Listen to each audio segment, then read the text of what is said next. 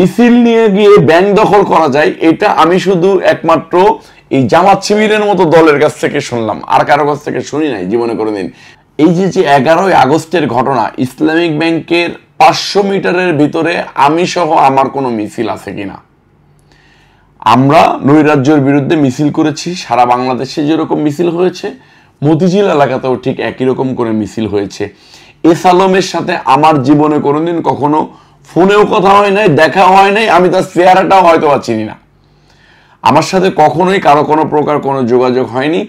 আর মিছিল নিয়ে গিয়ে ব্যাংক দখল করা যায়, এটা আমি শুধু একমাত্র এই জামাত শিবিরের মতো দলের কাছ থেকে শুনলাম, আর কারো কাছ থেকে শুনি নাই জীবনে কোনোদিন। মিছিল নিয়ে কি ব্যাংক দখল করা যায়? ব্যাংক তো একটা প্রতিষ্ঠান, এটা কাগজে কলমের ব্যাপার।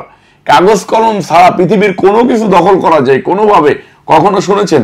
সবচেয়ে বড় কথার সাথে ইসলামিক ব্যাংক থেকে 500 মিটারের ভিতরে, বা আমি যদিও বিল্ডিংটা চিনি না, ইসলামিক ব্যাংকের বিল্ডিং আমি চিনি না কোথায়, সেটা মতিঝিল শুনেছি। আমার মিছিল থেকে আমি যতটুকু জানতে পেরেছি মিনিমাম 500 মিটার বা হাফ কিলোমিটার দূরে এই ব্যাংক আর কি। তো 500 মিটার দূরে বা হাফ কিলোমিটার দূরে যদি কোনো মিছিল হয়, সেই মিছিলে যদি কেউ হামলা করে আর যদি বলে যে এটা দখলদারিত্ব, ব্যাংক দখলদারিত্ব, এটা একদম ছেলেমি ব্যাপার এবং পরিকল্পিতভাবে মব সৃষ্টি করা।